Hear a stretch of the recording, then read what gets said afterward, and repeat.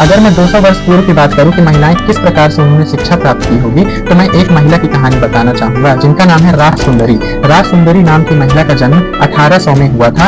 एक पश्चिम बंगाल के छोटे से परिवार में इनका जन्म हुआ था।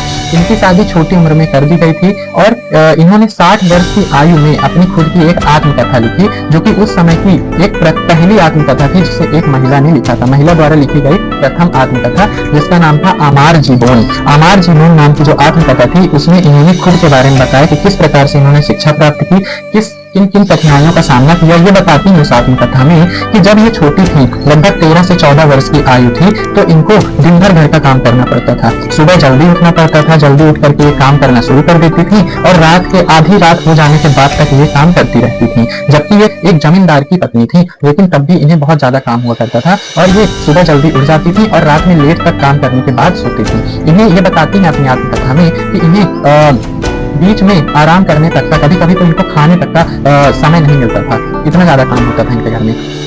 ये बताती है कि मुझे शुरू में तो ऐसा लगता था कि मैं पढ़ लिख नहीं सकती हूँ, मेरे मन में ऐसी धारणा थी, लेकिन मेरे अंदर इच्छा थी कि मैं पढ़ूं। ठीक है, वो पढ़ना चाहती थी, तो ये भी सोचा करती थी कि मैं भी नहीं पढ़ लिख सकती हूँ, मुझे भी अधिकार नहीं है पढ़ने लिखने का, लेकिन इनके मन में इच्छा थी पढ़ने की, ये पढ़ना चाहती थी। इनको एक बार स्वप्न आया रात में कि ये चैतन्य भागवत के बारे में पढ़ रही। चैतन्य भागवत एक संत थे जिनके जीवन के बारे में ये पढ़ रही है। ठीक है, इनको एक बार ऐसा सपना आया, लेकिन इन्होंने समाज के रीति रिवाजों को देख करके इन्होंने अपनी खुद के मन को मार दिया। इन्होंने कहा नहीं, क्या कर रही हो तुम नहीं पढ़ लिख सकती हो, समाज में तुमको पढ़ने का अधिकार नहीं है। फिर इनको अंदर से जागरूकता पैदा हुई कि नहीं, मुझे पढ़ना है, मुझे ये रूढ़िवादी धारणाओं को तोड़ना है, इनको गलत साबित करना है। एक बार क्या हुआ कि ये किचन में रोटी पका रही थी, तभी उनके पति वहां से गुजरते हैं और इनके अपने बड़े बेटे जिनका नाम था विपिन, तो विपिन से कहते हैं, विपिन मैं अंदर जा रहा हूँ, ये जो किताब है चैतन्य भागवत की मैं यहीं पास रख कर जा रहा हूँ और जब मैं मंगाऊं तो तुमसे अंदर भिजवा दूंगा। ठीक है, ये भी देख रही थी वहीं पास, जब ये रोटी बना रही थी वहीं पास देख रही थी बैठ करके। तो जैसे ही उनके पति अंदर गए तो ये दौड़ कर गई और उस बुक से एक पन्ना फाड़ करके छुपा लिया।